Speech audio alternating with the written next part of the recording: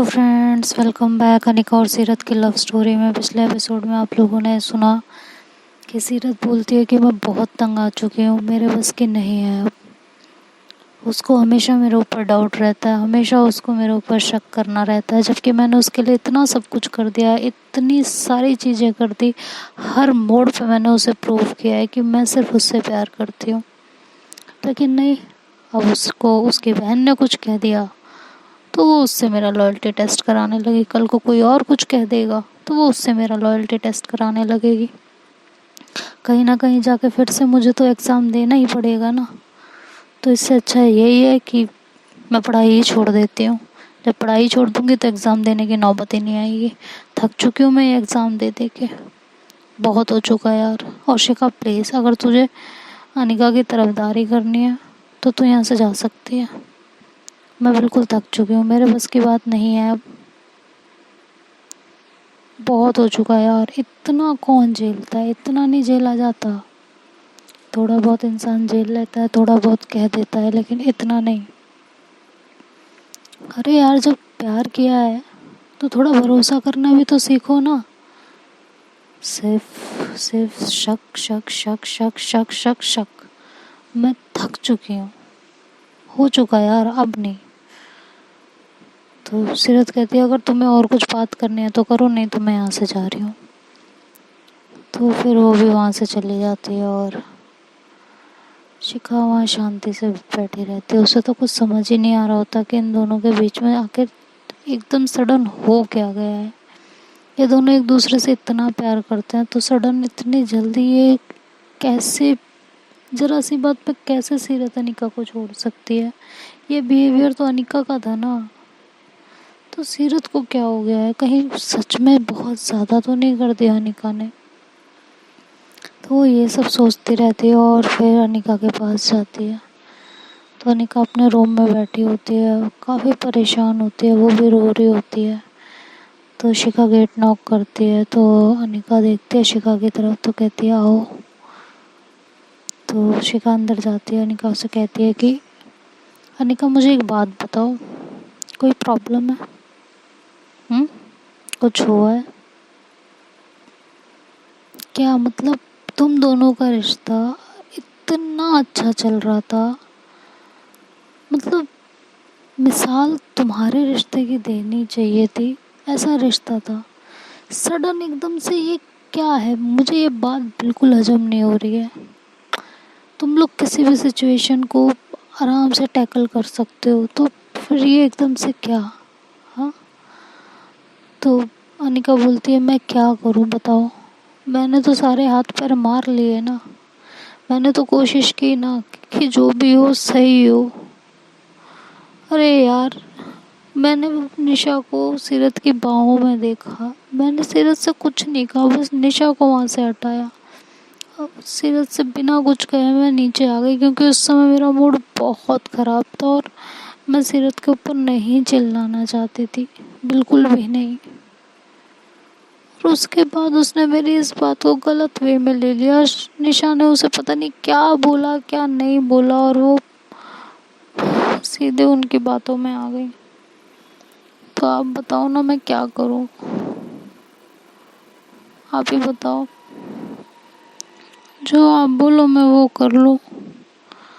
मैं इतनी थक चुकी हूँ, इतनी ज़्यादा थक चुकी हूँ कि मेरे कुछ समझ में नहीं आ रहा कि मैं करूँ तो करूँ क्या। मैं, तुम लोगों को क्या लगता है कि मुझे उससे प्यार नहीं है, या मैं उसके साथ रहना नहीं चाहती? बताओ क्या लग क्या रहा है? हुँ? मुझसे ज़्यादा उसे कभी कोई प्यार नहीं कर सकता, कोई भी नहीं। और ये बात उसे बहुत जल्दी समझ में आएगी, बहुत जल्दी। लेकिन अफसोस, तब तक देर हो चुकी होगी और कोई कुछ नहीं कर पाएगा, कुछ भी नहीं। क्या करूँ अब? ऐसा लग रहा है सब कुछ रेत की तरह मेरे हाथ से फिसल रहा है। सब कुछ मेरे पास था, एक प्यार करने वाला पार्टनर, घर, गाड़ी, बंगला, सौ शोहरत, दौलत सब था, और अब ऐसा लग रहा है कि कुछ नहीं है, सब निकल रहा है मेरे हाथ से। क्या करूं मैं? दिल में एक अजीब सी टीस है। माना मुझसे गलती हो गई, मैंने निशा की बातों में आके उसे कह दिया लॉयल्टी टेस्ट कर ले, लेकिन इसकी इतनी बड़ी सजा कि उसने रिंग निकाल के मेरे हाथ में दे दी। अब तो मैं चाह के भी उसे कभी अपना नहीं बना पाऊंगी, कभी नहीं। मेरे सामने उसकी कमर में हाथ डाल रही है, उसका हाथ पकड़ रही है, उसके क्लोज जा रही है। शर्म नहीं आ रही कि मेरे दिल पे क्या बीत रही होगी। प्लीज शिका, मुझे, मैं थक चुकी हूँ यार, थक चुकी। हाँ मैं हुई इडियट, मैं करती हूँ ऐसी गलतियाँ, ये बात तो उसे पहले से पता थी ना, फिर क्यों? और ये कह के वो एकदम शिका के गले लग के रोने लगती है। शिका उसे बहुत प्यार से हैंडल करती है, बहुत समझाती है, ऐसा कुछ नहीं है। अनिका, मेरी बात सुनो, प्लीज़ एक बार ट्राई करके देखते हैं ना, क्या पता सीरत को सब समझ में आ जाए। हाँ, एक बार ट्राई करने में क्या जा रहा है? तो अनिका कहती है नहीं, बहुत हो चुका, अब नहीं। हमारे रिश्ते में इतना प्यार नहीं है जितनी लड़ाइयाँ होती हैं। मैं और ज़्यादा लड़ाई नहीं बर्दाश्त कर सकती, बस अब यहीं ख़त्म कर दो, बहुत हो चुका। और ये कह के अनिका वहाँ से उठ जाती है, कहती है तुम जाओ अपने रूम में, अब मुझे फ्रेश होना है, प्लीज़। तो फिर शिखा भी वहाँ से उठ जाती है और अपने रूम, अपने मतलब रूम की तरफ जाने लगती है। तो सब लोग नीचे बैठे होते हैं, वो शिखा को बुलाते हैं और कहते हैं कि क्या हुआ दोनों में कुछ? शिखा कहती है कुछ नहीं, इस निशा ने ऐसी पता नहीं कौन सी पट्टी पढ़ाई है सीरत को कि सीरत को सोचने समझने की हालत में नहीं है, और उसका बिहेव देख के अब अनिका को सोचने समझने की हालत में नहीं है। मुझे नहीं लगता कि अब हम में से कोई कुछ भी कर पाएगा।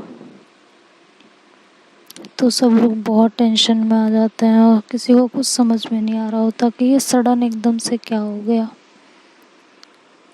और सबकी आंखों में आंसू होते हैं। एक ऐसा रिश्ता टूटने जा रहा होता है जो शायद एक दूसरे के लिए ही बने थे। खैर एनीवे, ये लोग इसी तरह फिर जाके अपने अपने रूम में लेट जाते हैं, और सबकी रात उस रात इतनी लंबी रात होती है कि कटने का नाम ही नहीं ले रही होती।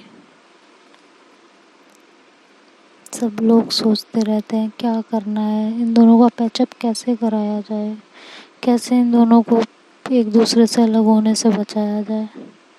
सबकी रात इसी जद्दोजहद में कट जाती है। सब लोग सिर्फ यही सोचते रहते हैं। अगले दिन मॉर्निंग में सब लोग उठते हैं, ब्रेकफास्ट वगैरह के लिए सब लोग डाइनिंग टेबल पे आते हैं। तो जैसे ही सीरत आती है और वो चेयर पर बैठने वाली होती है, तभी अनिका उसकी चेयर खिसका देती है और सीरत नीचे गिर जाती है। तो जब निशा ये देखती है तो वो अनिका पे चिल्लाने लगती है, कहती क्या तमीज़ है, हाँ? क्या बदतमीज़ी क्या की है ये तुमने? मैं तुम्हें बोल रही हूँ stay out of her, otherwise तुम्हारे लिए ठीक नहीं होगा अनिका। तो अनिका बोलती है इतना ही शर्म है अगर, हाँ, तो इस घर में पड़े क्यों हो तुम दोनों? निकलो यहाँ से, जाके कहीं और रहो, बोलो। तो सीरत उठती है और कहती है एक्सक्यूज़ मी अनिका, तमीज़ से बात करो, गर्लफ्रेंड है वो मेरी, समझ में आया? सोचूंगी नहीं एक बार भी तुम्हारे ये बदतमीज़ी निकालने से पहले। बहुत तमीज़ से बात करना, और ये बचकानी हरकतें बंद कर दो, चेयर घिसकाने की और ये सब करने की, क्योंकि मैं कुछ करने पे आई तो तुम कहीं की बचोगी नहीं। ये याद रखो। तो अनिका कहती है इतनी इतनी आग लग गई? हाँ, इतनी आग लगी हुई है ना तो जाके कहीं और बुझाओ, इसको यहाँ से लो और इस घर से निकल जाओ। इतनी अगर गैरत है तुम्हारे अंदर तो सीरत बोलती तुमसे तो बहस करना ही बेकार है, तुमसे बहस करना दीवार में सर मारने के बराबर है, तो तुमसे दूर ही रह जाए तो अच्छा है। ये कह के सीरत वहाँ से अपना पर्स वगैरह बैग वगैरह उठाती है और ऑफिस के लिए चली जाती है। अनिका भी थोड़ी देर वहाँ बैठती है, अपना काम धाम करती है और फिर अपने हॉस्पिटल के लिए निकल जाती है। जब वो हॉस्पिटल जा रही होती है तभी उसका रास्ते में एक्सीडेंट हो जाता है किसी कार से। तो जैसे एक्सीडेंट होता है तो बाहर निकलती है और उस लड़के को सुनाने लगती है बहुत ज़्यादा कि क्या तमीज़ थी, ये क्या किया तुमने, मेरी गाड़ी तुमने बर्बाद करके रख दी, तुम में बिल्कुल अकल नहीं है क्या। वो बहुत सुनाती है, सीरत का गुस्सा सारा उस पर निकाल देती है। वो लड़का बहुत स्माइल करके बाहर निकलता है और कहता है I am so sorry, seriously मुझे आपकी गाड़ी पे थोड़ा सा ध्यान रखना चाहिए था। तो अनिका कहती है क्या मतलब? तो कहते हैं कि खूबसूरत लड़कियों की गाड़ियाँ भी खूबसूरत ही होंगी ना, तो ध्यान तो रखना पड़ेगा। तो अनिका कहती है कि मैं समझी नहीं आपका मतलब, तमीज़ नहीं है या हर लड़की से चलते ऐसे ही बात करते हो? तो कहता है बाय द वे मैं पंकज, आपका नाम? तो कहते क्यों, राह चलते लोगों को मैं अपना नाम क्यों बताऊं, ज़रा आप मुझे ये बताइए पहले। तो लड़का हंस पड़ता है, कहता उफ तीखे नखरे, हाँ नाम तो हम आपका पता करके रहेंगे चाहे जो हो जाए। तो अनिका वहाँ कुछ नहीं बोलती और वो गुस्से में अपनी गाड़ी स्टार्ट करती है और वहाँ से निकल जाती है। हॉस्पिटल पहुँचती है, वहाँ अपना काम धाम कर रही होती है, तभी वो लड़का उसे वहाँ टकरा जाता है। तो कहती है तुम मेरा पीछा करते करते यहाँ चले आए? हाँ, तुम्हें तमीज़ नहीं है बिल्कुल भी, तुम लड़कियों का पीछा करते हो, मैं ना तुम्हारी अब भी कंप्लेन करती हूँ, तुम रुको। तो वो कहता है कि अरे सुन तो लो, माना तुम खूबसूरत हो लेकिन इसका मतलब ये नहीं कि मैं तुम्हारा पीछा करूँगा। तो अनिका ऐसा पलटती है, कहती है वो तो मुझे दिख रहा है जिस तरह की तुम्हारी हरकतें हैं, अभी तुम्हें सबक सिखाती हूँ मैं, रुको तुम। ये कह के वो अपना फ़ोन निकालने लगती है, तभी वहाँ उसका जो जूनियर कलीग होता है वो आता है और कहता है सर आप आ गए, वो ओटी तैयार है। तो जब अनिका ये सुनती है तो वो उसकी तरफ देखती है और कहती है कि आप, तो कहता है जी मैं पंकज सिंघल, यहाँ का डॉक्टर सर्जन। तो अनिका कहती है I am really sorry sir, मेरे को आइडिया नहीं था, एक्सट्रीमली सॉरी। तो कहता है इट्स ओके, इतना तो चलता है। बाय द वे शायद आज आप मुझे असिस्ट कर रही हैं, जहाँ तक मैं जानता हूँ मिस अनिका। तो अनिका कहती है जी जी जी सर, मैं ये असिस्ट कर रही हूँ आपको। तो ये कह के वो दोनों ओटी में चले जाते हैं और वहाँ पे अपना काम करते हैं। ओटी से फ्री होते हैं तो बाहर आते हैं। इसी तरह अनिका उससे बातचीत करने लगती है और इनकी थोड़ी सी दोस्ती आगे बढ़ जाती है। अनिका जब शाम को घर आती है तो सीरत भी होती है, तो सीरत निशा के साथ बैठी होती है और कुछ बातें कर रही होती है, बहुत क्लोजली उसका हाथ अपने हाथों में लेके। तो जब अनिका ये देखती है तो उसका एकदम दिमाग ख़राब हो जाता है और वो अंदर से बिल्कुल टूट जाती है। उसे समझ में आ जाता है कि सीरत मुझे बिल्कुल भुला चुकी है और अब कुछ नहीं हो सकता, कुछ भी नहीं। और ये सोच के वो अपने रूम में चली जाती है। निशा उसे जाते हुए देख लेती है तो सीरत से बोलती है कि सीरत मैं बस अभी आई। तो सीरत बोलती है कहाँ जा रही हो? तो कहती है कि बस वॉशरूम से फ्रेश होके आई। तो सीरत बोलती ठीक है। ठीक है कि निशा वहाँ से उठती है और उससे नज़रें चुरा के वो अनिका के पीछे उसके रूम में चली जाती है। जैसे ही रूम में एंटर होती है तो कहती है अनिका मेरी बात सुनो। अनिका कहती है अब क्या लेने आई हो तुम, तुम्हारी बातों में आके आज मैंने वो खो दिया जो मुझे सबसे ज़्यादा अजीज था, अब तुम मेरी नज़रों से दूर हो जाओ, मैं तुम्हें बस इतना कहना चाह रही हूँ। तो कहती है कि यार देखो वो तुम्हारी कभी थी ही नहीं, अगर वो तुम्हारी होती तो मेरे पास कभी नहीं आती, समझ में आया? और मैं भी उसके साथ बहुत टाइम तक रहूँगी नहीं, छोड़ दूँगी मैं उसे, तब उसे एहसास होगा किसी को छोड़ने का दर्द क्या होता है। तो तुम इस बात से बेफिक्र रहो बिल्कुल। तनिका कहती है तुम्हारा दिमाग ख़राब हो गया है, उनके दर्द के बारे में सोचा उन्हें कितना दर्द होगा जब तुम उन्हें छोड़ दोगी? तो कहती कोई दर्द नहीं होगा, जैसे तुम्हें छोड़ने का दर्द नहीं हुआ उसे मेरे छोड़ने का क्या दर्द होगा? तुम खुद भी सोच लो, समझ लो, ऐसा कुछ भी नहीं होने वाला है। तो फिर अनिका कहती है कि यार तुम अपना ना ये बकवास बातें लेके यहाँ से निकलो, मुझे तुमसे कोई बात नहीं करनी। तो निशा कहती है ठीक है मत करो, मुझे भी कोई इतना शौक नहीं है तुमसे बात करने का, मैं तो बस ये कहना चाह रही थी कि अब वो अपनी लाइफ में किसी को ले ही आई है, मेरे बाद कोई और आ जाएगा तो तुम क्यों सिंगल मर रही हो, तुम भी किसी ना किसी को ले ही आओ। हाँ क्या मतलब?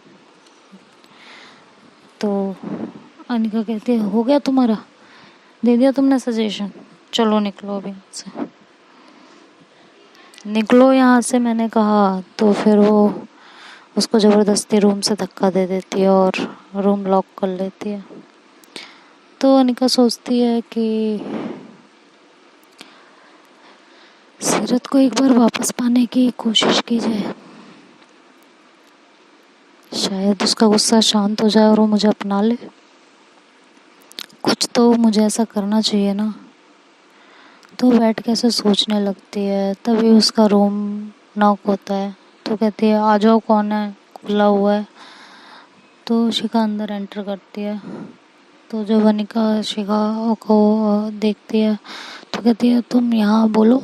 तो शिखा कहती है कि आप प्लीज़ एक बार सीरत को मना लीजिए ना, इस बार आप झुक जाइए। हर बार तो वो झुकती है ना, हर बार तो आपको मनाया ना उसने, इस बार आप मना लीजिए।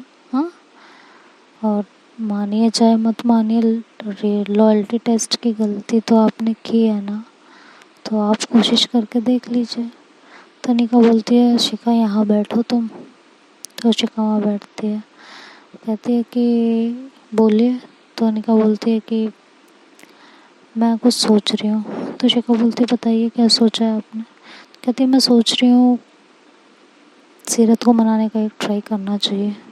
तो कहती है हाँ वही तो मैं कह रही हूँ ना अनिका भाभी, प्लीज़ ना, वो तुम्हारा प्यार है यार, तुम लोगों ने कितना कुछ झेला है, ऐसे कैसे छोड़ सकते हो?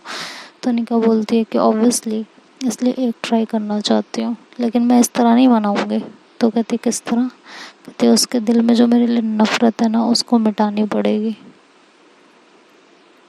उसको एहसास दिलाना पड़ेगा कि वो मुझे किसी के साथ नहीं देख सकती। अभी मैं किसी के साथ नहीं हूँ, इसलिए उसे ये लग रहा है कि हाँ ठीक है वो जो कर रही है सही है, लेकिन जब वो मुझे किसी और के साथ देखेगी तब भी क्या वो ऐसे ही बिहेव करेगी? बस ये देखना है, सिर्फ ये देखना है। तो शिखा कहती है क्या चल रहा है आपके दिमाग में? तो अनिका बोलती है कि मेरा एक कलीग है। कलीग क्या, मेरे सीनियर हैं, डॉक्टर हैं। तो बोलते हैं हाँ तो कहते हैं कि पंकज सिंगल। तो कहती है अच्छा फिर? तो कहती है कि उनको कल डिनर पे इनवाइट करूं, हम काफ़ी अच्छे दोस्त बन गए हैं एक दिन में, तो उन्हें डिनर पे इनवाइट किया जाए और कुछ ऐसा किया जाए कि सीरत। तो शिखा कहती ओके ओके ओके ओके मैं समझ गई। शिखा कहती है ओके ठीक है, लेकिन आप आज ही मिले और कल डिनर पे इनवाइट करोगे तो कुछ ज़्यादा ऑकवर्ड नहीं हो जाएगा? तो अनिका बोलती है हाँ तो पहले कुछ टाइम निकाल लें, 1-1.5 हफ्ता। तो शिखा कहती है हाँ ये सही रहेगा। तो ये लोग इस तरह की प्लानिंग करते हैं और फिर शिखा अपने रूम में चली जाती है। अनिका भी स्माइल करती हुई कहती है, बस सीरत, तुम्हें मैं एहसास दिला के रहूँगी that you love me a lot, और तुम मेरे अलावा किसी और की कभी नहीं हो सकती हो, कभी भी नहीं। तो अनिका का उस लड़के से मिलना जुलना बातचीत करना काफ़ी बढ़ जाता है और ये दोनों एक दूसरे के काफ़ी क्लोज आ जाते हैं। इसी तरह एक हफ्ता इधर अनिका उस लड़के के साथ घूमते फिरते बिताती है, डेट पे जाना, बातचीत करना। मुझे नहीं लगता अनिका ये ठीक कर रही है, बट ठीक है, उसकी अपनी मर्जी है। और इधर सीरत भी निशा के साथ अपनी लाइफ आगे बढ़ा रही होती है। वो भी निशा की हर एक बात का ख्याल रखती है, हर एक चीज़ का ध्यान रखती है, लेकिन निशा के दिमाग में तो कुछ और ही चल रहा होता है। अब वो क्या चल रहा है ये तो ना हमें पता है ना आपको पता है। तो इन लोगों का 1 डेढ़ हफ्ता ऐसे ही बीत जाता है। तो जब एक दिन अनिका अपने हॉस्पिटल में जाती है तो देखते है कि हॉस्पिटल में कोई भी नहीं होता।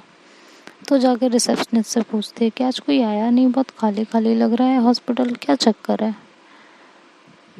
तो वो बोलती है कि वो पता नहीं आज कोई भी नहीं आया। तो कहते हैं अच्छा वो डॉक्टर संजय आ गए हैं, सॉरी डॉक्टर पंकज आ गए हैं। तो कहते हैं कि हाँ वो तो कैबिन में है अपने। तो अनिका वहाँ से जाती है उनके कैबिन की तरफ और जैसे ही कैबिन का डोर ओपन करती है तो उसके सर पे ऐसे गुलाबों के फूलों की पंखुड़ियाँ गिरने लगती हैं। पूरी गुलाबों के फूलों की पंखुड़ियों से नहा लेती है वो। तो और जैसे ही अंदर जाती है तो पंकज अपने नील डाउन होता है और उससे कहता है कि Anika will you marry me.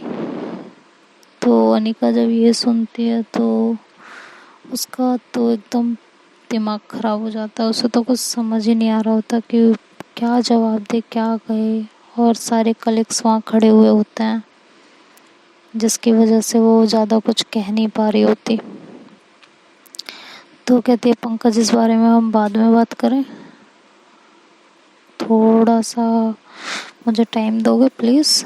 तो पंकज बोलता है कि तुम ना कहने वाले हो। तो कहती है एक बार हम अकेले में बात करें प्लीज़, मुझे तुमसे कुछ इम्पोर्टेंट बात करनी है, प्लीज़ प्लीज़। तो पंकज कहता है नो प्रॉब्लम, जैसा आपको हो वैसा कर लेते हैं, कोई इशू नहीं है, ये कौन सी बहुत बड़ी बात थोड़ी ना है, ऐसा कर लेंगे। तो कहते थैंक यू। तो पंकज वहाँ से खड़ा होता है और अपने सारे कलीग्स को बोल देता है कि आप लोग जाइए अपने अपने काम पे। तो लोग सब अपने अपने काम पे निकल जाते हैं और फिर वो उससे कहता है अनिका से कि हाँ बताइए क्या कहना चाह रहे थे आप। तो कहती है कि देखो तुमने मुझे प्रपोज़ किया वो ठीक है, बट मैं चाहती हूँ कि तुम एक बार मेरी फैमिली से मिल लो, मेरी लाइफ में क्या है क्या नहीं है, बहुत सारी चीज़ें हैं ऐसी जो तुम नहीं जानते हो, तो पहले उनके बारे में जान लो, मुझे समझ लो। अभी तो 1 डेढ़ हफ्ते में तुमने मेरे बारे में कुछ भी नहीं जाना ना। तो संजय कहता है कि मैंने जितना जाना उतना काफ़ी है ना। तो कहती है नहीं प्लीज़ मेरे लिए। हुँ? तो आज आप डिनर पे आइए, वहाँ बैठ के सब लोग साथ में बातें करते हैं, मिलते हैं, समझते हैं एक दूसरे को, ठीक है। तो फिर पंकज कहता है कि क्यों तुम ऐसा कह रही हो, तुम भी तो मेरे साथ टाइम स्पेंड करती थी ना, तुम्हें भी तो अच्छा लगता था ना। तो अनिका बोलती कि प्लीज़ मेरे लिए एक बार मैं चाहती हूँ आप मेरी लाइफ से पूरी तरह रूबरू हो जाइए, मेरे बारे में जान लीजिए अच्छे से, फिर कोई डिसीजन लीजिए ना। तो पंकज कहता है ठीक है, तुम अगर इतना इंसिस्ट कर रही हो तो कर लेते हैं, कोई इशू नहीं है। तो वो कहती है कि ठीक है आज आप डिनर पे आ जाइए, उसके बाद देखते हैं, बातचीत करते हैं। तो पंकज कहता है ठीक है, अगर तुम्हें इसे स्लो डाउन लेके चलना है तो हम वैसा कर लेते हैं। अब जिस दिन तुम अपने मुंह से कहोगे मुझसे शादी करने के लिए, उसी दिन ये बात आगे बढ़ेगी, उससे पहले नहीं। तो अनिका कहते हैं थैंक यू सो मच मुझे इतना समझने के लिए। Thank you so much. और ये कह के वो कैबिन में से निकल जाती है। पंकज उसे पीछे से देखता रहता है। तो देखते हैं दोस्तों आगे स्टोरी में क्या होता है। क्या अनिका ने जो प्लान किया है वो कामयाब होगा या स्टोरी कुछ और रंग ले लेगी? क्या ये सच में अलग हो जाएंगे? ये सब तो आगे के पार्ट में पता चलेगा। तब तक आप लोग अपना ध्यान रखिए। Bye bye, take care.